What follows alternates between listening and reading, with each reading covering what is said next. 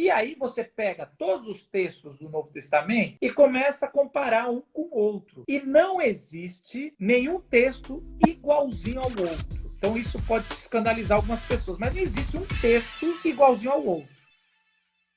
E aí, pessoal, tudo bem? Aqui é Marcos Botelho. Eu separei os melhores momentos de uma live que a gente fez sobre interpretação bíblica. Mas antes da gente dar uma olhada nesses melhores momentos, eu quero te fazer um convite. Se você gosta do meu material ou se você gostar dessa live, entra numa sala de Telegram que eu preparei, onde todos os dias eu coloco áudios, eu pego assim no microfone, é fácil, eu coloco vídeos ou textos sobre interpretação da Bíblia para você poder entender melhor as Sagradas Escrituras, para você ler e compreender a vontade de Deus na tua vida e até poder ensinar para os outros os segredos e o tesouro da palavra de Deus. E por que eu coloquei essa sala no Telegram?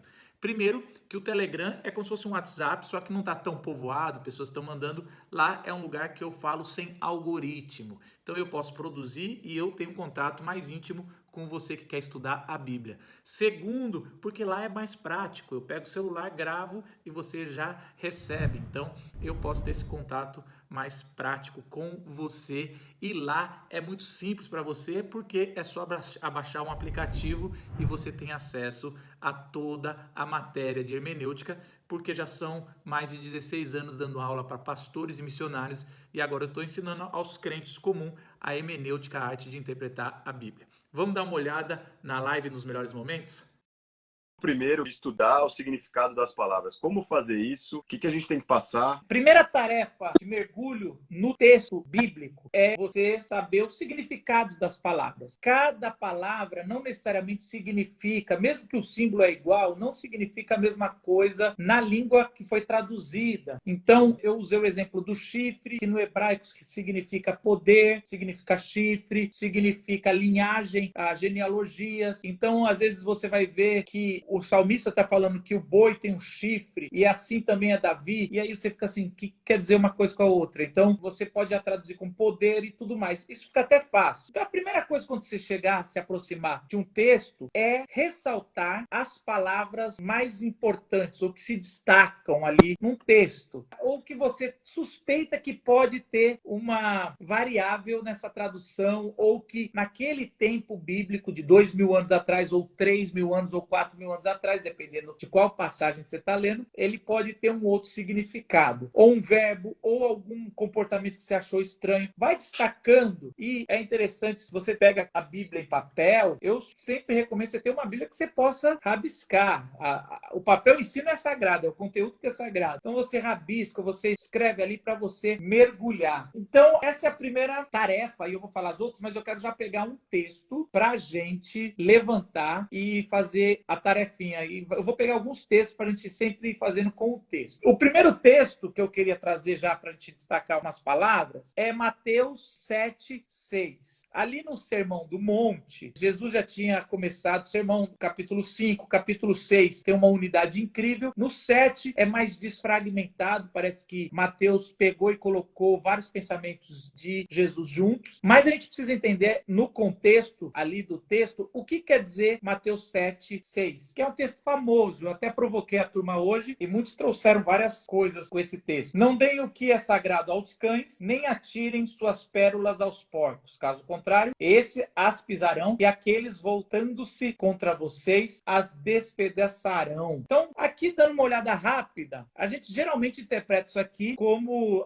não vamos evangelizar quem não quer ouvir. Não tem nada a ver com o contexto. O primeiro contexto ali de Mateus 7 é não julgueis para não serem julgados. Depois ele vai falar, não tem que tirar o cisco do olho do outro se você tem uma trave. Daí você vai ser hipócrita. Primeiro tire sua trave, depois que você tiver essa humildade, você vai lá no cisco. Aí você pega esse texto, o versículo 7, e você destaca ali, sagrado, não atira o sagrado. O que é isso sagrado? Cães, que cão tem a ver com isso aqui tudo? Porcos, talvez você entenda um pouco porcos, pérolas, e aí vai, despedaçar, pisarão. Então essas são as partes mais importantes desse versículo para você entender. Então você vai uma palavra por palavra, palavra, um interlinear, que chama uma Bíblia que tem a tradução e o texto certinho que foi traduzido do grego. Então é muito legal esse tipo de material. Você pode encontrar online e você pode pagar e ter físico ou online também. Um aplicativo que eu sempre recomendo é o Logos, a maior plataforma de ferramentas teológicas que você pode fazer. É de graça para você experimentar o beta, o Logos. A primeira coisa que você faz é destacar as palavras mais importantes. Depois você vai pegando uma por uma e fazendo o seguinte. A primeira é dar uma olhada no dicionário bíblico. Eu fui lá nos cães dar uma olhada no dicionário bíblico. O dicionário novo dicionário da Bíblia. Diz o seguinte: o desprezo e o desgosto com que o cão é reputado no Antigo Testamento não podem ser facilmente compreendidos pelo povo ocidental. Então, olha, já começa assim: o desprezo e o desgosto que a turma do Antigo Testamento tem,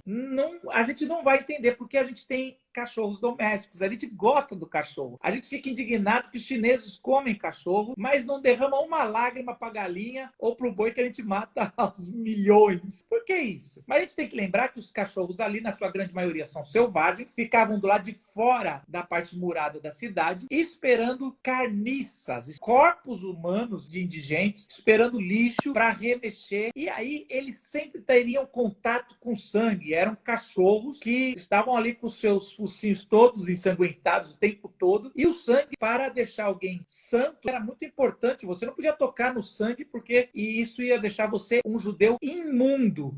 Então, o cão era muito desprezado. Já mostra aqui um negócio interessante. Os porcos, geralmente a gente já sabe, judeu não come porco, acha horrível. Então, porco e cão aqui representam o imundo, o profano. E o que eles estão dando são coisas preciosas, porque uma coisa é sagrada, alguns dizem que é o pão do sacrifício ali da Páscoa, de tudo mais. Então, esses pães era o que seria dado para o cachorro, como se você estivesse jogando fora o sagrado em um lugar que os cachorros vão pegar. E pérolas são pérolas, né? Não jogue pérolas, porque eles vão comer ou pisotear como se fosse ervilhas. Eles não sabem a diferença do tão precioso é, eles pensam que é qualquer comida. Então aqui já estamos vendo. Tem um paralelismo que eu vou falar mais para frente que é interessante, não necessariamente um completa o outro. Às vezes é apenas duas figuras. Ele falou do sagrado do cão e repetiu de outra forma para a gente entender. Mas alguns especulam que um é o sagrado para os cães, que seriam os religiosos, porque está tratando do sagrado ali, e outro é a pérola para os porcos, que são gentios.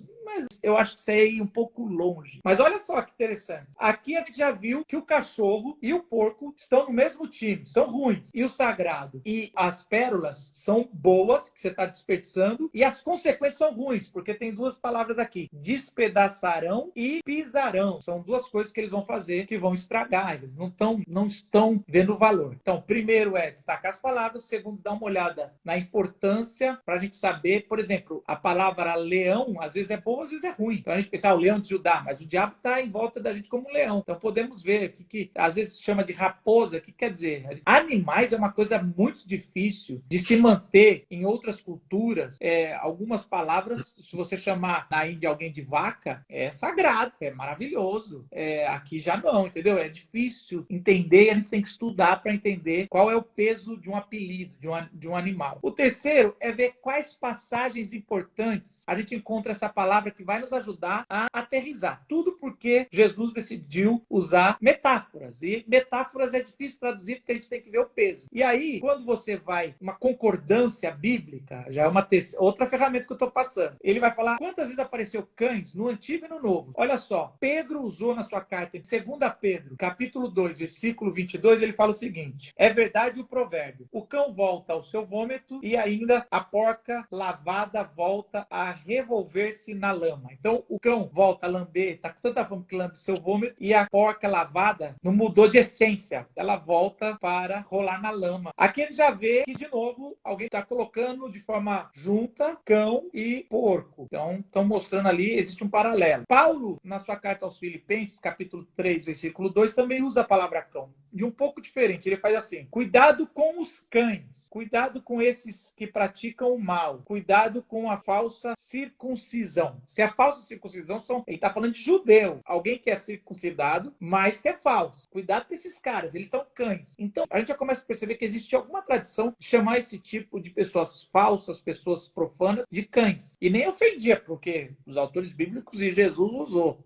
Uma terceira colocação, e essa é em Mateus. Então, é o mesmo evangelho que colocou o Sermão do Monte. Tem mais importância. Todos esses paralelos, você entendeu? Eu nem peguei do antigo, teria uma importância se não tivesse nenhum paralelo no novo para a gente entender. Mas como tem, eu só peguei o novo. Mas se tem no mesmo documento, que é Mateus, já ganha uma importância maior. Que Mateus, Jesus, mais para frente, vai falar: não é certo tirar o pão, filhos, e lançá-los aos cachorrinhos. E esse diminutivo, alguns dizem que provavelmente esse tipo de cachorro é domesticado. Mas querendo ou não, Jesus compara as pessoas fora de Israel em cachorrinhos, cachorros. Então era um apelido dos gentios, dá para entender também. E por último, em Apocalipse 22:15, João vai falar assim: fora ficam os cães. Fora do lugar onde ele estava falando, ficam os cães. Os que praticam feitiçaria, fora do céu. Os que cometem imoralidades sexuais, os assassinos, os idólatras e todos os que amam e praticam a mentira. Agora ele associou cão com todos esses pecados. Bom, por que eu estou dizendo isso? Para alguém que está querendo levar a sério a palavra de Deus, deveria estudar dessa forma. Nem tudo precisa ir tão profundo, mas eu estou passando aqui já com detalhes, levando muito a sério, como deveria ser feito. Destaque as palavras, olhe no dicionário algumas, olhe essas palavras como foram usadas por outros autores bíblicos. Eu queria partir para o segundo ponto, que é o relacionamento gramatical na frase, que você comentou. Eu acho que ainda está um pouco relacionado a palavras, mas já no contexto de frase, né? A relação gramatical na frase é a mais chata. Não é minha área, eu não gosto. É aquela coisa do português que a gente geralmente... Tem gente que gosta. O Trigo é casado com alguém que gosta, é uma leitora ferrenha, mas a maioria não gosta. Mas eu vou falar as partes que são básicas. Se você teve uma boa educação, você já tira isso de letra. Se você não teve, como eu não tive, você tem que ralar um pouquinho mais para você entender. Mas, basicamente, são 3 esferas ali gramaticais que, geralmente, quando a gente se aproxima, a gente tem que perguntar. As 3 são fonologia, depois morfologia e, por último, sintaxe. Então, vamos lá, uma por uma, tentar destrinchar aqui, só para a gente ter esse panorama e entender, porque é isso que a gente tem que fazer. Se a gente quer estudar a palavra, tem que entender o que cada palavra está relacionado na frase, como ela vai se comportar ali. Ainda mais se a gente não sabe isso em português, imagine em grego ou hebraico. Então é mais complicado, né? Mas vamos lá. Fonologia é a sonoridade da menor unidade na palavra, ou até mesmo como uma palavra vai soar no ouvido do ouvinte. E isso é super sofisticado, porque às vezes alguém está fazendo uma rima. E como é que você traduz uma rima, ô Trigo? Difícil demais, não dá para traduzir rima. Quando a gente vai ver esses sertanejos traduzindo as músicas em inglês, é uma coisa triste. Por isso que mantenho juntos e Shallow Now, entendeu? Eu não sei o que é pior, manter a palavra e jogar um pouco da outra língua ou não manter. Mas os autores bíblicos às vezes faziam isso, né? Quando eles falavam no aramaico, e Jesus disse, Talita cumi, ele está jogando, fazendo juntos e Shallow Now. É exatamente isso que eles estão fazendo, porque eles deixam. Mas às vezes tem sonoridades que a gente vai ouvir e tentar entender. Olha que interessante. Acho que uns 10 anos atrás eu fiz uma aula com um doutor chamado Rick Watts. Ele é do Regent College. Eu fiz Marcos. Eu sempre gostei muito do Evangelho de Marcos e eu fiz essas aulas. E ele estava falando do capítulo 3 de Marcos, versículo 22, quando os mestres da lei falam o seguinte: e os mestres da lei que haviam descido de Jerusalém diziam: ele está com Beelzebu, pelo príncipe dos demônios é que ele expulsa demônios. E Jesus fica muito bravo com isso. Aliás, é nesse contexto que Jesus fala que a blasfêmia contra o Espírito não tem perdão. Porque os caras estão falando que Jesus não está com Deus, está com os demônios, está com Beelzebu. Agora a pergunta é, de onde vem essa palavra Beelzebu? Não tem essa palavra antes. Então, a primeira pergunta que os estudiosos fazem, só para você entender, a gente não precisa fazer isso, mas vocês precisam entender o que está acontecendo. Essa palavra foi transliterada do aramaico, que foi provavelmente quase tudo que Jesus falou foi no aramaico, e foi transliterada para o grego. Então, vamos dar uma olhada no que o som parece. Porque muitos pulam dessa palavra. Beelzebu é Baal do Antigo Testamento. Mas pode não ser. Ou pode ser uma sofisticação. Porque Baal era um deus cananeu que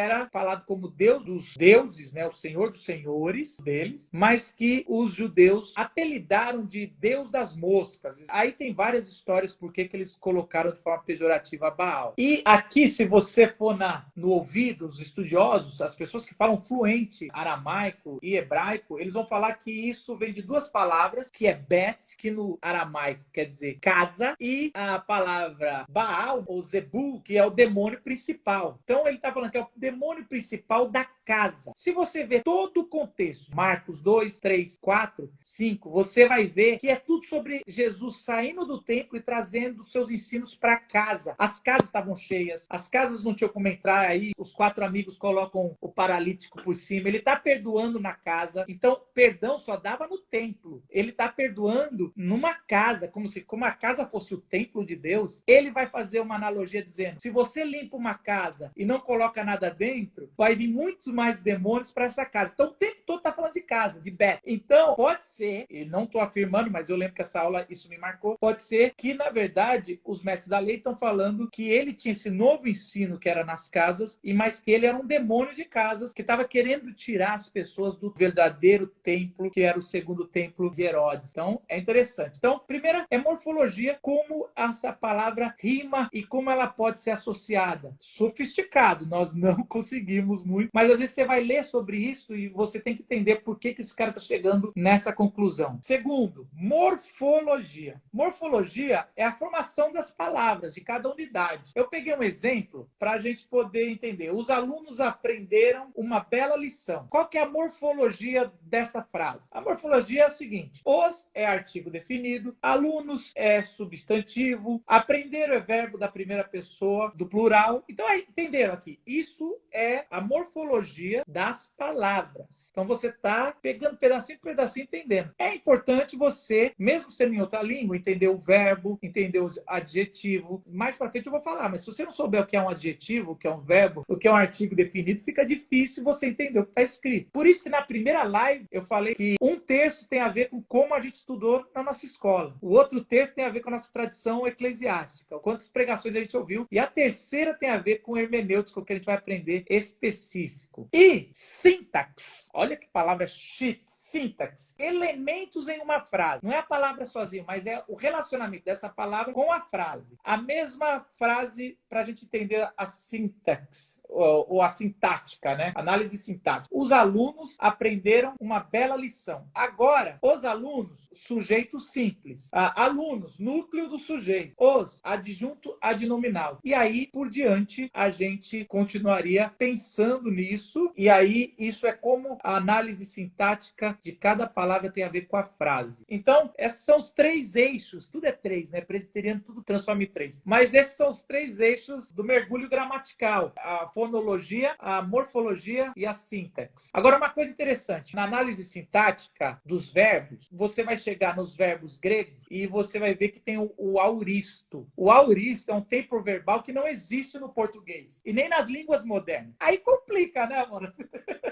A gente já tem tempo verbal demais. O americano, quando vai aprender português, ele fica doido. Porque a gente tem tempo verbal adoidado. Português é uma língua muito sofisticada. Inglês é muito simples e pobre. Por isso que a língua do mundo é inglês e não português, ou mesmo com Portugal fazendo tantas coisas, ou espanhol. Porque o inglês é simples. É muito mais fácil de aprender. E aí, quando você vai no auristo, ele quer dizer tempo indefinido ou contínuo. É um tempo que não tem nem começo nem fim, não está nem no passado necessariamente, ou também pode estar, mas continua no presente, está no futuro. Esse é o auristo. Um versículo famoso é Mateus 28, 19, quando Jesus dá a grande comissão. Portanto, vão e façam discípulos, batizando em nome do Pai, do Filho e do Espírito Santo, ensinem a guardar as Sagradas Escrituras, eu estarei com vocês. Toda aquela grande comissão, esse vão é auristo. Eu até peguei a palavra no grego, horevome, e ele está ali no tempo auristo, que é indo. E eu peguei aqui, olha só, eu tô meio xaropão assim, eu tô me achando. Eu fui atrás para ver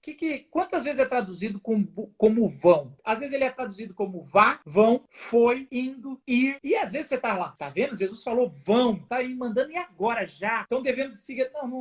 Não falou agora, necessariamente. Não é nem esse o tempo verbal do original. Então, se você já sabe, você evita afirmar coisas que não estão no texto. Não quer dizer que Deus não possa falar para você que é para você ir agora fazer a grande comissão. Mas não é isso que está ali no texto original. E é interessante quando você pega o gráfico de como foi aplicado, como foi traduzido, ele dá aquele círculo, sabe? E aí vai mostrar que 20% foi traduzido como vão, e aí vai mostrando, é muito bacana você dar uma olhada. Mas o mais interessante e mais importante é que na análise sintática, às vezes você vai encontrar um verbo ou um tempo verbal que não tem na nossa língua. E aí é um pouquinho mais difícil a gente entender. A gramática realmente é algo bastante complicado, mas a gente precisa ter essa noção de que existe e de que o texto está submetido a isso, para que a gente não caia no perigo da falsa interpretação, né? Da gente levar alguma coisa a ferro e fogo onde não é aquilo. Então a gente sempre tem que ter essa pontinha de curiosidade, de destrinchar um pouco mais e realmente tirar essa dúvida. Vale a pena relembrar aqui. Não precisa saber as línguas originais. Deus é maravilhoso, pessoas traduziram, as nossas traduções são muito boas e fiéis, mas é importante a gente entender o mínimo possível ou saber usar as ferramentas para entender um pouquinho mais quando está fazendo um estudo mais profundo ou se quer entender para valer a Bíblia. Eu estou ensinando aqui realmente como eu ensinaria aos seminaristas a hermenêutica caminho. Se você vai querer trilhar esse caminho ou não, mas pelo menos você saiba que tem esses tipos de discussões. Os gêneros bíblicos, texto propriamente. Então acho que esse daí está até mais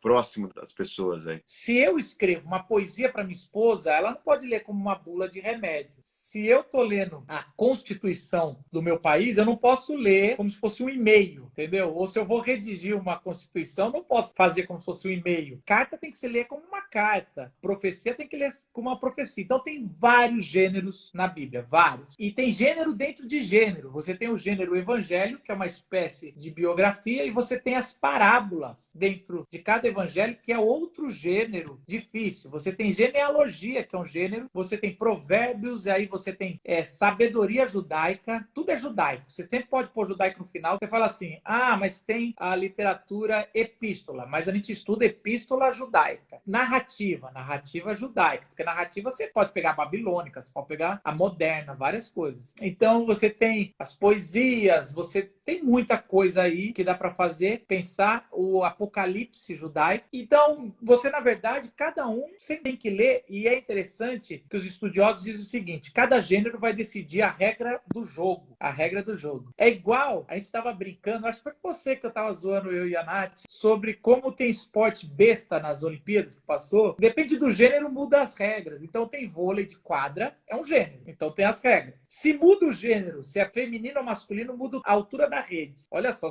aí já muda um pouco. Aí se você vai para vôlei de areia, é vôlei, mas é outro gênero. Toque no bloqueio conta como um toque. Daí você vai mudando várias coisas. Futebol é a mesma coisa. Futebol de campo é uma coisa, futebol de areia é outra, futebol de salão é outra. E sei lá se tem mais algum futebol aí. Basquete, a gente que gosta de basquete, mesma coisa. Basquete é uma coisa. Você soube que teve trio na Olimpíada de basquete? Não, cara, não vi. Teve? Teve trio, vê se pode. Os caras. Legal. Teve trio de basquete. Então, assim, era algo da rua, mas é outro gênero. O que eu quero trazer para você, cada gênero vai definir a regra do jogo. Então, se você, num gênero, ele vai dar um pouco de como você deve interpretar outro gênero, outra regra do jogo. Tudo é inspirado, mas aí como você vai aplicar, como você vai tirar a lição, como você vai tirar ali a espiritualidade daquele texto é diferente. Eu posso falar um gênero. Vamos falar um pouco da poesia hebraica, que eu acho que é a matriz de todos os gêneros do Antigo Testamento e, consequentemente, bastante do Novo, porque todo mundo era judeu. Por quê? As pessoas, o povo judeu, como todos os povos circunvizinhos, não sabiam ler nem escrever. Então, como eles decoravam os contos antigos, os ensinos de Moisés, como eles trouxeram até para a época de Moisés toda a tradição das tribos de Gênesis e também no exílio, como eles decoraram, como na volta do exílio eles resgataram resgataram antes de ter os textos escritos, mesmo tendo, eles não sabiam ler, era difícil se fazer, eles cantavam.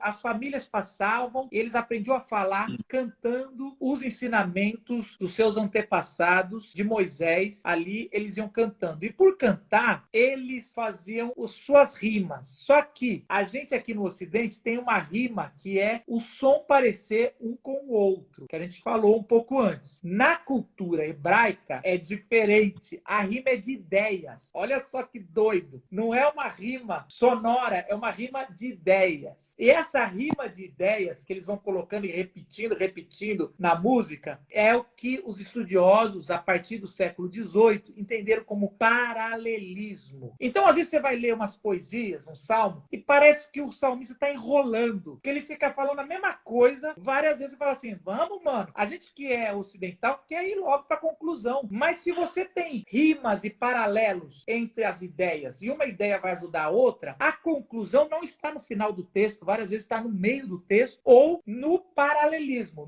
no paralelo que você faz de uma frase da outra, vai ter a conclusão. Então a gente que quer ir no final já chegar, qual que é a conclusão desse salmo, dessa poesia? Não, a poesia você vai achar a conclusão dela ou o sentido dela no meio. Então, esse paralelismo, ele tem 4 possibilidades ou 4 funções. Então, eu vou falar as 4, depois a gente pode trabalhar uma por uma, se você quiser. A primeira função é o contraste. Eu faço isso, logo eu faço ruim. Você vai encontrar isso muito em Provérbios. Faz isso, você já sabe como isso, e não tolo como aquilo. Entendeu? Ele vai fazer um paralelismo. Pela poesia ser cantada e era a forma que se passava, todos os outros gêneros no Antigo Testamento foi influenciado pela estrutura poética. Então você fala, esse paralelismo é só da poesia. Não, você vai encontrar em Gênesis 1, que é narrativo, mas é poético. A grande briga, olha só, Trigo, a briga é o seguinte, Gênesis 1 é poético ou é narrativo? Porque se for poesia, pode não ser literal, né? Não pode não ter acontecido. Ou é poético,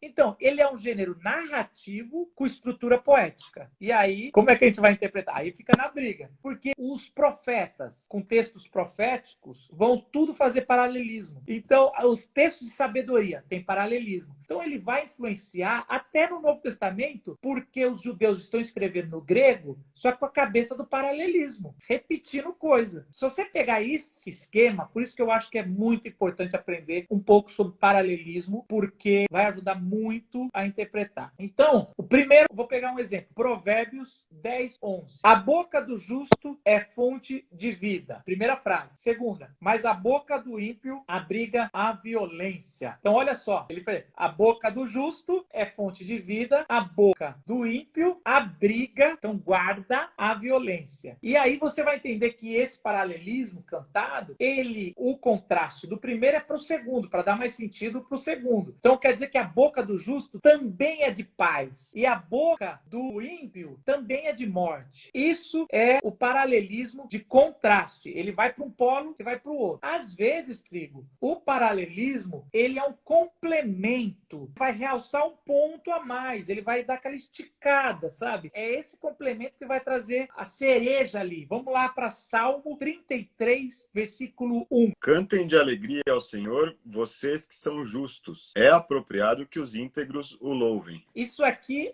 você tem que ler como um paralelo. É a mesma, só que ele foi fazendo um complemento. Então ele começa, cantem de alegria ao Senhor, vocês que são justos. Aí ele poderia falar assim, por quê? Porque todo mundo que é justo deveria louvar o Senhor, porque só é justificado porque Deus é íntegro. Olha só, isso é o nosso jeito de fazer. A gente complementa uma coisa colocando por quê. O judeu não. Ele fala a mesma frase de novo, mas ele vai colocar um sinônimo, uma coisa a mais. Então ele vai falar, cantem de alegria ao Senhor, vocês que são justos, e apropriado que os íntegros o louvem. Então ele está aqui trazendo esse paralelo. E qual é a lição? A lição é que a gente deve louvar o Senhor com alegria, porque a gente é justo, e a gente é justo e íntegro porque a gente louva o Senhor. Então isso é um paralelismo para completar. Então primeiro é contraste, um polo do outro. Segundo é o complemento. Terceiro é uma sequência. Então, se a gente fosse falar no português, seria mais ou menos assim. Estude a Bíblia, porque isso vai fazer você ter mais intimidade com Deus. Então, é uma consequência. Por que eu devo estudar a Bíblia? Então, ele desenvolve uma curta sequência na narrativa. Salmo 31:1. Em ti, Senhor, me refugio. Não permitas que eu seja envergonhado. Salva-me por causa da tua justiça. Então, olha que legal. Em ti, Senhor, me refugio. Então, o cara está se refugiando no Senhor. Por quê? A gente perguntaria. Está no segundo. Não permitas que eu seja envergonhado. Eu estou me refugiando porque alguém está querendo me humilhar. E aí, a terceira frase é um paralelo dos três. Ele está construindo. Salva-me por causa da tua justiça. Eu vou ser envergonhado, mas porque o Senhor é justo, o Senhor pode me salvar porque o que eu estou fazendo é o correto e não o que eles estão fazendo.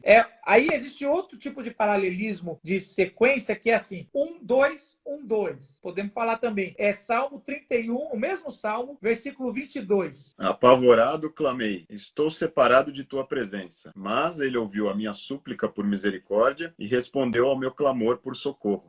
Poderia fazer o 1 com 3, o 2 com 4. Apavorado clamei, mas ele ouviu a minha súplica de misericórdia. Entendeu? Ele junta, ele está ali para juntar. E o 2 com 4. Estou separado de tua presença e respondeu o meu clamor por socorro. Então, o paralelismo, ele serve também para trazer consequências. E tem um outro, a analogia ou comparação. Então, ele compara um com o outro para a gente entender melhor o que está querendo dizer. Por exemplo, você vai falar coisas do céu, geralmente você vai fazer um paralelismo com uma coisa da terra para você entender o que está querendo dizer dessas coisas do céu que são tão difíceis de entender. Coisas espirituais é difícil de entender. Então, você faz essa analogia com coisa da terra no paralelismo cantado. Isaías, peguei um texto que não é poético, é profético, Isaías. Isaías 44:3. Pois derramarei água na terra sedenta e torrentes na terra seca. Derramarei o meu espírito sobre sua prole e minha bênção sobre seus descendentes. Olha que legal. A água em terra seca é muito, muito comum. Você lembra que, assim como a corça anseia por água, tudo isso é um paralelo muito forte sobre o espírito que é derramado. Né? Isso é muito do capítulo 2 de Gênesis, a partir do versículo 4, a segunda criação, que existe duas narrativas de criação. A segunda criação começa com a terra, é um deserto, e começa a fluir água, como o Espírito. É o mesmo paralelo de Gênesis 1, 2, que o Espírito de Deus pairava sobre a face das águas. Então, olha que interessante, várias vezes você tem esse paralelo entre água, terra seca, entre Espírito e a gente sedento por esse Espírito, ou a nossa descendência. Então tá aí. Isso é muito importante a gente entender o paralelismo que se tem no gênero poético, mas tem em todos os gêneros. Se você começar a entender qual que é o segredo aqui, o trigo. Eu lembro que tinha um professor, doutor, que falava assim, se você tiver paciência de ler e meditar, os detalhes entre uma frase e outra, que parecem tão iguais, parecem repetitivas, vão te levar para tesouros secretos que estão na poesia hebraica e no texto do Antigo Testamento. Então, gaste um tempo meditando, por exemplo, vai ler Salmo, não tenta ler rápido, como se fosse um tratado. Ele vai repetir e nessa repetição, os detalhes é que tem a chave hermenêutica para abrir para o significado da revelação de Deus. Das variantes textuais, que é um tema mais espinhoso aí, mas acho que vale mencionar para a gente colocar isso aí. O que é isso? O que é variante textual, né? A variante textual, na verdade, é um dos primeiros exercícios quando você vai para o conteúdo, que é os textos antigos, os pergaminhos antigos. O que aconteceu? Quando Paulo vai escrever uma carta, ele escreveu à cidade de Colosso. As pessoas, quando leram para a comunidade, começaram a fazer cópias para ser lidas nas casas, porque as igrejas eram nas casas, pelos presbíteros. E aí aquelas cópias foram se espalhando. A cópia de Colosso foi para Éfeso, foi para Corinto, e eles mandaram a cópia deles. E aí Paulo já tinha morrido, eles estavam espalhando as cópias. E aí as cópias eram feitas mais cópias, mais cópias. Quanto mais usava, o pergaminho se deteriorava muito rápido. Quanto mais se lia, e vamos lembrar que todo culto se lia o pergaminho todo. Eles iam ler em voz alta, porque poucos liam. Então era comum entre a igreja ler a Bíblia e só ler e orar. E às vezes tinha algumas canções, como no Antigo Testamento. Mas as canções também são orações. Então, eles foram copiando e a gente não tem o primeiro texto autografado por Paulo. Os nossos textos mais antigos são do século 3 e século 4. E aí você pega todos os textos do Novo Testamento e começa a comparar um com o outro. E não existe nenhum texto igualzinho ao outro. Então isso pode escandalizar algumas pessoas, mas não existe um texto igualzinho ao outro. Mas 98%, eu diria, ou 95%, eu não lembro agora, eu fiz uma live sobre os textos, né? Sobre as variantes textuais, elas são pequenas diferenças entre uma e outra. Por exemplo, uma está escrito Cristo Jesus, a outra está escrito Jesus Cristo, o cara inverteu. Ou a outra está escrito Jesus o Cristo, tem artigo definido para falar que ele é o ungido, o Cristo. Isso aconteceu, alguns por erros de audição, que acontecia. Alguém lia o texto, pegava vários copistas e eles iam copiando, e ele ouvia o Jesus o Cristo, mas na hora de... Eu sou assim, dislexo pra caramba, eu erraria na hora. Eu não, Jesus o Cristo, Jesus o Cristo, eu ponho em vez de só Jesus Cristo. Então, esses pequenos detalhes que acontecia entre a diferença entre um e outro. Outros erros é que eles pulavam uma linha, então eles estavam copiando, botando, sabe quando você vai botando o dedo assim para copiar, e aí você pulou uma linha, ou repetia a mesma linha. Então, eram erros que não se jogava fora o material caro. Então, isso acontecia muito. Mas duas coisas que aconteciam entre os copistas, que eram, aí é um pouquinho mais complicado. O primeiro é colocar o que é título no texto.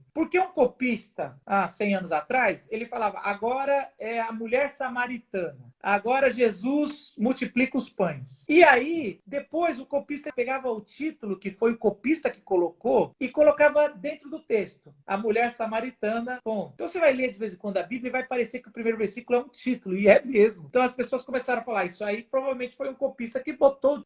E mais uma coisa que acontece, que é um pouco mais grave, é quando eles puxam um comentário e fazem um comentário, e às vezes você está lendo um texto e parece que tem um comentário posterior do texto. É alguém que não é temporal ali, falando conceitos que não estavam ali, mas é para uma igreja do século II entender. Bom, é isso. Só que esses dois últimos que eu falei que são mais complicados, são bem menos, e é mais fácil entender que você bate tantos textos que você vai saber qual que é o que tem mais cópias, né? Aí tem uma pergunta. Tem 3 textos no Novo Testamento, mas por curiosidade, hein, gente? Esse negócio é só para vocês entenderem, para não ser pego de surpresa. Ai, tem texto, tô contando a real, e a Bíblia nunca escondeu, e nem a igreja esconde a real. A Bíblia é o livro mais copiado e com mais documentos de todo o tempos antigos. Então, assim, a Bíblia supera muito qualquer texto grego, qualquer outro texto, porque a Bíblia foi muito copiada e muito confiável. As variantes, então, que estão variando, são pequenos detalhes que você corrige na quantidade. E aí, só 3 textos que até hoje é um pouco mais difícil de entender, que não estão nas cópias mais antigas. Primeiro é o final do Evangelho de Marcos, o capítulo 16, no comecinho do versículo 9 até o final, até o versículo 20, não estão nos 5 escritos mais antigos do século 3. Não estão. Tem centenas de cópias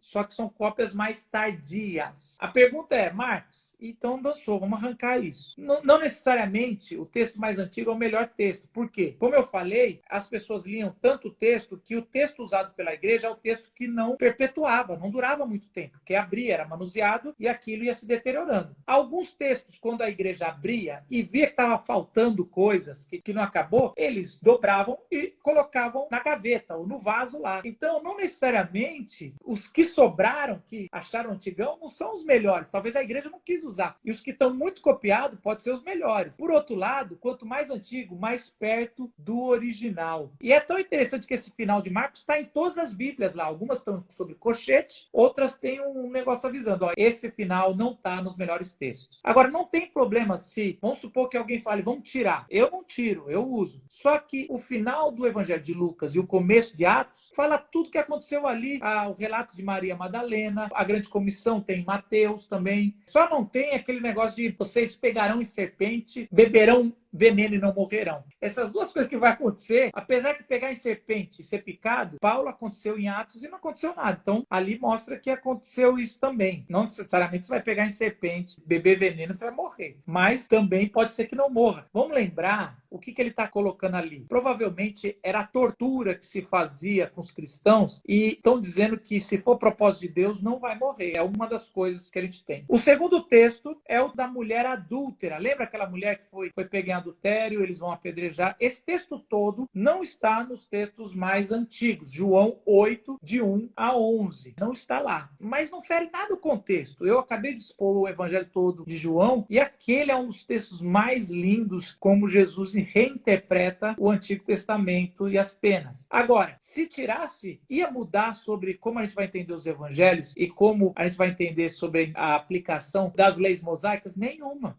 não tem problema. E o último, esse sim é o mais complicado, que está na primeira carta de João, capítulo 5, versículos 7 e 8. Um pedaço do versículo 7 e um pedaço do versículo 8. Eu li aqui o que está escrito na NVI. A NVI, olha só que legal, agora isso aí vai dar polêmica. A NVI, que eu gosto, decidiu tirar de tão claro, porque aí já são dezenas de textos que não tem, dos antigos que não tem, que provavelmente foi colocado no tempo da Reforma, 1500 anos depois. São tantos, porque é o texto mais forte sobre Trindade. E o texto, a parte que foi colocada, é um texto da Vulgata, que permaneceu ali nesse texto que fala assim, a Vulgata diz, testemunho no céu, o Pai, a Palavra e o Espírito Santo. E esses três são um. Então isso é um conceito muito evoluído sobre a Trindade. O Pai, a Palavra e o Espírito Santo. É o único lugar do Novo Testamento que aparece a Trindade nomeada uma por uma e falando que eles são um. Então, olha só, eles não viram o texto nos mais antigos. Viram que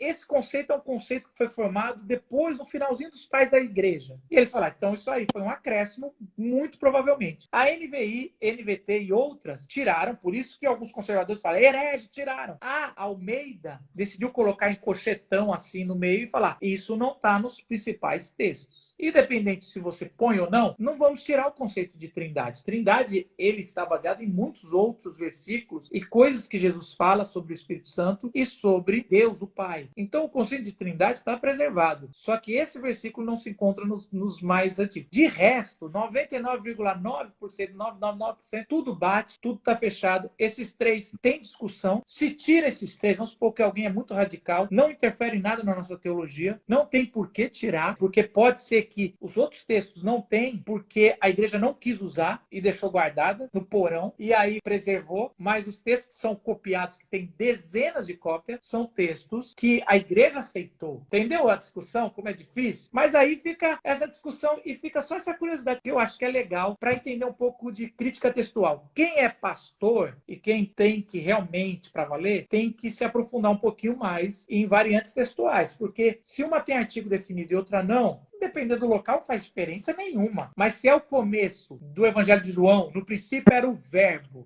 se fez carne e habitou entre nós, aí você já tem que pegar a variante, esse artigo definido pode fazer uma diferenciazinha. E aí, se você é pastor, você deveria saber disso. Se você é um crente, pode pegar as traduções que eles já escolheram e existe um negócio que é chamado aparato crítico. Todo ano sai um novo para arrancar dinheiro dos teólogos e dos pastores, que é as melhores, porque todo ano eles estão estudando. Hoje, qual que é a Bíblia traduzida que chega mais perto do original? Eu acho que é até difícil falar isso por conta de não existir o original em si, né? Vamos lá. Toda a Bíblia, a melhor tradução são várias traduções. Você tem as mais literais, fica palavra por palavra, que é Almeida Revista e Corrigida. É até difícil de entender. Você não entende, porque a palavra nem faz sentido no português, que o cara está traduzindo muito literalmente. Aí você vai só tradução por ideia, por paráfrase, que é a mensagem, a Viva. Também é legal você ter uma de cada um. E no meio tem as que pegam um pouquinho daqui, quando vê que vai ficar difícil, traduz um pouco, quando vê que está truncado, não traduz. E aí, aqui tem NVI, NVT e Almeida Revista e Atualizada. Agora, olha que interessante. A gente várias vezes elogio muito as parafraseadas, que traduz ideia. Mas com o progredido paralelismo que a gente viu, várias vezes os tradutores mudavam muito as palavras para ficar fácil de ler a poesia, o salmo, porque salmo sempre foi. Só que se você mudar e parar de ser repetitivo, porque a gente é assim, quando eu vou escrever um texto, e eu escrevi já vários textos em blogs e escrevi livros, se você usou 2 vezes a mesma palavra, você geralmente na terceira vez vai mudar a palavra, para não ficar repetitivo, sabe? Você fala assim, não, muda que você já usou muito. Eu lembro que essa era uma das regras. Se você traduz fazendo isso para ficar mais leve, mais bonito, você perdeu o paralelismo. Então, olha só como realmente tradução é uma coisa difícil. Mas se você mantém, o texto fica difícil, truncado, muito repetitivo. E aí, essa é a luta aí dos tradutores que estão... Mas eles fazem um trabalho maravilhoso. É muito difícil. Poucos poucos têm capacidade de realmente traduzir a Bíblia. É um time, não é uma pessoa. Você tem lá a Bíblia do Eugene Peterson ou o Almeida, não foi ele. É um time que traduziu. Ele é o diretor da parada. Ele está ali nos momentos críticos, vai lá dar a sua opinião, o seu voto de Minerva. Mas é muita gente traduzindo. Então, pode comprar bastante Bíblia. Prepara o dinheiro aí, compra uma aqui, uma corrigida, compra aqui a mensagem, compra uma NVT e NVI. Tem tudo online, de graça também.